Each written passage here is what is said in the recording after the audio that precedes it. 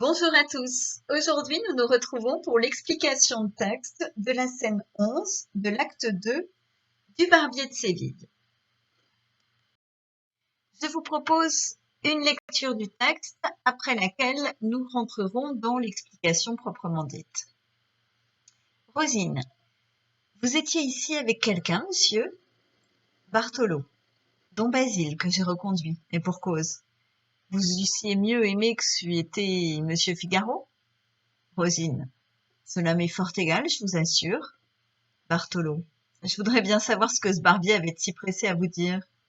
Rosine, faut-il parler sérieusement? Il m'a rendu compte de l'état de Marceline qui même n'est pas trop bien à ce qu'il dit. Bartholo, vous rendre compte. Je vais parier qu'il était chargé de vous remettre quelques lettres. Rosine, de qui, s'il vous plaît? Bartholo, oh, de qui? De quelqu'un que les femmes ne nomment jamais? Que sais-je, moi? Peut-être la réponse au papier de la fenêtre? Rosine à part. Il n'en a pas manqué une seule. Vous mériteriez bien que cela fût. Bartholo regarde les mains de Rosine. Cela est? Vous avez écrit? Rosine avec embarras. Il serait assez plaisant que vous eussiez le projet de m'en faire convenir. Bartholo lui prenant la main droite. Moi? Point du tout. Mais votre doigt encore taché d'encre, hein, rusé signora? Rosine à part. Maudit homme. Bartholo lui tenant toujours la main. Une femme se croit bien en sûreté parce qu'elle est seule. Rosine. Ah, sans doute, la belle preuve. Finissez donc, monsieur, vous me tordez le bras. Je me suis brûlée en chiffonnant autour de cette bougie, et l'on m'a toujours dit qu'il fallait aussitôt tremper dans l'encre. C'est ce que j'ai fait. Bartholo. C'est ce que vous avez fait. Voyons donc si un second témoin confirmera la déposition du premier. C'est ce cahier de papier où je suis certain qu'il y avait 6 feuilles, car je les compte tous les matins, aujourd'hui encore. Rosine à part. Oh, imbécile. Bartholo comptant. 3, 4, 5. Rosine. La 6e. Bartholo. Je vois bien qu'elle n'y est pas, la 6e. Rosine baissant les yeux. La 6e, je l'ai employée à faire un cornet pour des bonbons que j'ai envoyés à la petite Figaro. Bartholo. À la petite Figaro. Et la plume qui était toute neuve, comment est-elle devenue noire? En écrivant l'adresse de la petite Figaro? Rosine à part. Cet homme a un instinct de jalousie. Elle m'a servi à retracer une fleur effacée sur la veste que je vous brode au tambour. Bartholo. Que cela est édifiant. Pourquoi vous crûtes, mon enfant? Il faudrait ne pas rougir en déguisant coup sur coup la vérité. Et c'est ce que vous ne savez pas encore. Rosine. Eh, qui ne rougirait pas, monsieur, de voir tirer des conséquences aussi malignes des choses les plus innocemment faites? Bartholo. Certes, j'ai tort. Se brûler le doigt, le tremper dans l'encre, faire des cornets aux bonbons pour la petite Figaro et dessiner ma veste au tambour, quoi de plus innocent? Mais que de mensonges entassés pour cacher un seul fait. Je suis seule. On ne me voit point. Je pourrais mentir à mon aise. Mais le bout du doigt reste noir, la plume est tachée, le papier manque. On ne saurait penser à tout. Bien certainement, signora, quand j'irai par la ville, un bon double tour, on me répondra de vous. Voilà pour cette lecture. On change un petit peu la façon de faire pour aujourd'hui.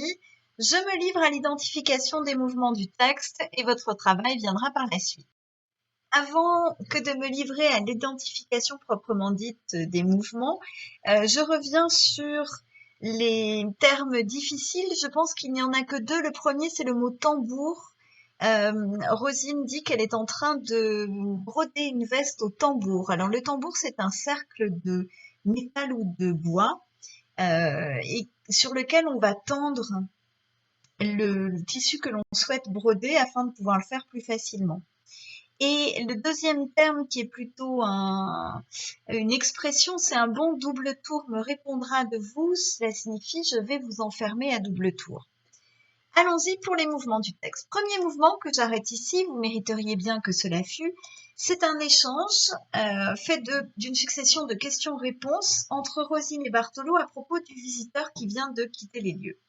Le deuxième mouvement que j'arrête justement à une fleur effacée sur la veste que je vous brode au tambour. Il s'agit des accusations de Bartholo et de l'examen des preuves, avec Rosine qui va se contenter ici de répliques qui vont être des récits justificatifs de ce qu'elle a fait précédemment. Et enfin, le troisième mouvement, c'est l'estocade finale de Bartholo, c'est la reprise des échanges précédents dans une réplique, dans deux répliques, pardon, et une menace finale, celle de l'enfermement, encore plus sévère que d'ordinaire. Je me livre aussi à quelques faits remarquables, à identifier quelques faits remarquables. Alors, premier mouvement, je vais un petit peu vite pour aujourd'hui. Première chose, on l'a dit, c'est une succession de questions-réponses avec des questions qui sont principalement le fait de Bartholo, parce qu'en fait, ces questions ne sont pas véritablement des questions, ce sont des questions qui n'attendent pas de réponse, ce sont des accusations déguisées. On a des répliques courtes dans l'ensemble, le ton est vif, il est soutenu par des exclamations des deux personnages, donc l'affrontement s'installe, il y a une espèce de dramatisation du passage, hein. La tension s'accroît. Et si vous regardez les pronoms, vous voyez que Bartholo use systématiquement du je et du vous dans chacune de ses répliques, à l'exception de la dernière où on voit pourtant apparaître Rosine avec les femmes et le pronom je. Et cela signifie sans doute, le fait que l'on retrouve systématiquement le je et le vous dans chacune de ses prises de parole, le fait que c'est un homme qui est en souffrance. Il s'intéresse à la relation d'elle à lui, de je à vous. Et ça l'occupe évidemment pour une grande partie de son temps et de son énergie. Rosine, elle, par contre, ne le fait qu'une fois quand elle dit « je vous assure », d'ailleurs au moment où elle commence à mentir. Ça peut vouloir dire qu'il n'y a pas pour elle de relation existante. Elle dit « je », elle dit « vous », ce sont deux personnes complètement distinctes pour elle. Et remarquez aussi qu'il y a toujours dans chacune des répliques une tierce personne entre eux, quelqu'un, Figaro, qui, alors on ne sait pas qui est ce quelqu'un, mais il y a quand même quelqu'un, puis après quelqu'un. Ça veut dire que systématiquement, quand Bartholo envisage la relation du je au vous, de lui à Rosine, il y a une troisième personne qui s'interpose. Il est inquiet, il a peur qu'on lui souffle cette jeune femme. Le ton de Rosine, vous l'avez remarqué, est très peu affable. Elle est pleine d'animosité à l'égard de Bartholo, ce qu'on peut comprendre, il la retient contre son gré. Hein. Mais ici, elle n'est pas véritablement une victime. Au contraire, c'est elle qui fait souffrir. Et vous pouvez voir notamment les apartés. L'aparté, pardon, il n'en a pas manqué une seule. Et la violence de la dernière réplique, vous mériteriez bien que cela fût. Donc, elle est celle qui ici se transforme en tyran, en bourreau de celui qui pourtant est d'ordinaire son tyran. Quant à Bartholo, évidemment, ce qui domine, c'est la suspicion, l'inquiétude, mais c'est pas un ridicule pour autant. Chez Molière, vous avez des personnages ridicules qui sont ridicules en permanence, ils sont pas très malins. Ici, à la remarque que fait Rosine, il n'en a pas manqué une seule, et à la remarque que Bartholo fait lui-même, la réponse au papier de la fenêtre, on voit qu'il a compris ce qui s'était joué, ce qui veut dire qu'il n'est pas un ridicule, bien loin de là. Et il est même aussi capable d'esprit, quand il dit quelqu'un que les femmes ne nomment jamais. C'est ici une idée peut-être négative de la femme, sans doute, mais c'est aussi peut-être qu'il a conscience de la situation. Il est un vieil homme qui veut épouser une jeune femme. Et il sait sans doute comment tout cela va terminer, parce que ce serait une fin inéluctable.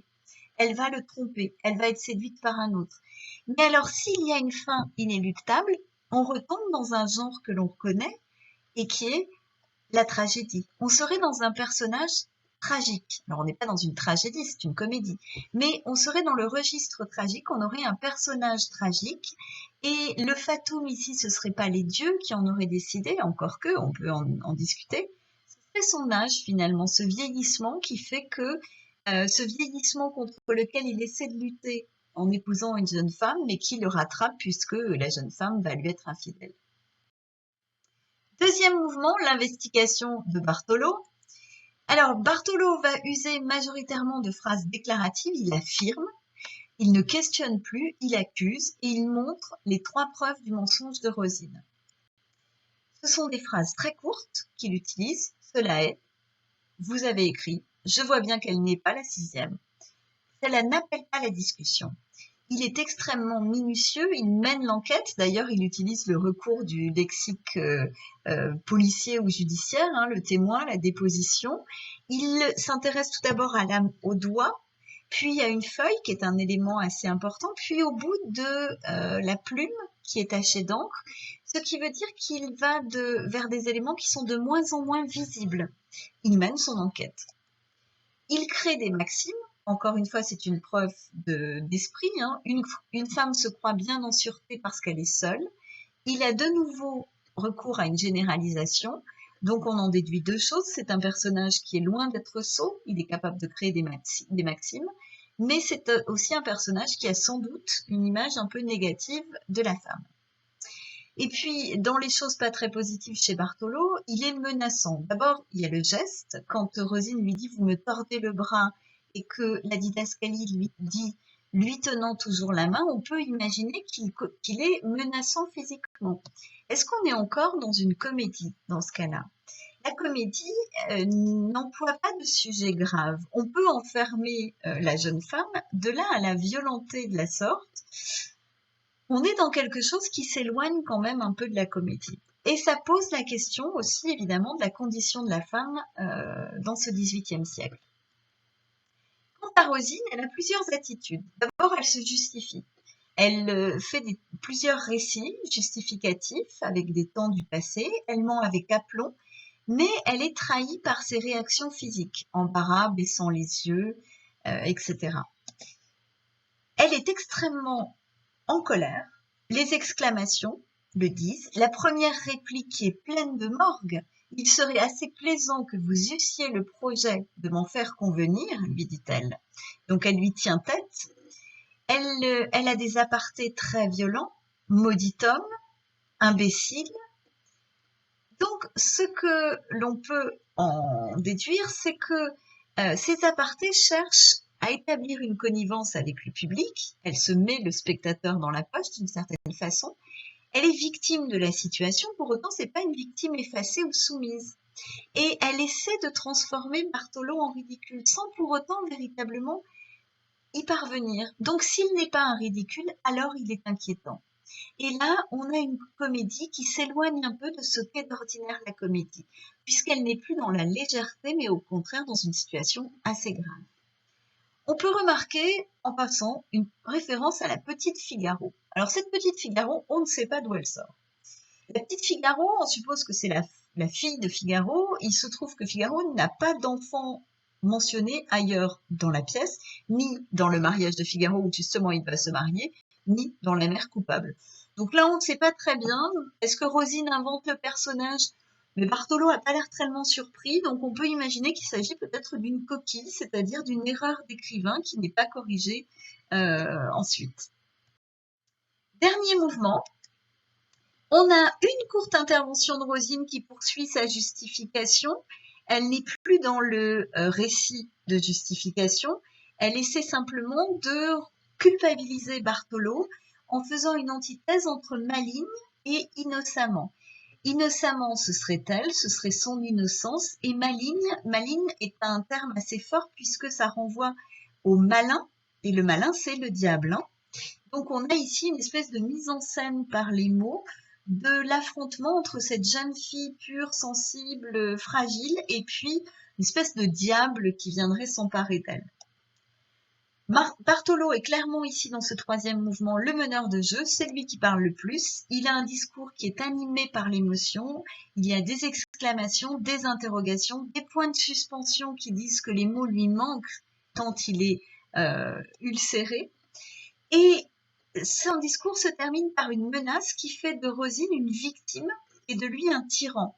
La scène, elle n'a rien de comique, c'est une scène qui est grave, inquiétante. On peut remarquer quand même le terme « mon enfant » avec deux remarques qui s'imposent, celle de la tendresse qu'il a pour Rosine. Mon enfant, c'est un terme affectif, donc Bartholo, je le redis, c'est un personnage qui ici se montre menaçant, inquiétant, mais qui en même temps est un homme qui souffre, un homme qui est amoureux d'une jeune femme. un personnage tragique en ce qu'il sait que ça finira mal et qu'il ne peut pas pour autant renoncer à son dessein. Et puis, la deuxième remarque qui s'impose avec mon enfant, c'est la différence d'âge. Et si la différence d'âge est soulignée, alors on retombe dans l'idée du tragique d'un homme conscient d'une situation délicate. Et Rosine, de son côté, étant appelée mon enfant, est replacée dans sa position de jeune femme innocente, même si dans cette scène, son innocence est concurrencée par le fait qu'elle ment et qu'elle elle fait souffrir Bartholo. Vous pouvez remarquer aussi le mot encore, vous ne savez pas encore, sous-entendu mentir, qui insiste encore une fois sur la jeunesse de Rosine. Maintenant, c'est à vous de faire. Dans les commentaires, vous allez indiquer une problématique possible. Prenez votre temps, vous pouvez reprendre les différentes remarques qu'on a faites, essayez de trouver une problématique qui soit efficace et qui rende compte de tous les aspects de cette scène telle qu'on a pu les voir dans ces 15 petites minutes que nous venons de passer ensemble. Je viens vous corriger dès que faire se peut et de quoi qu'il en soit, dans une vingtaine de minutes, un nouvel article apparaîtra sur le blog avec la correction, une correction possible évidemment. À tout à l'heure.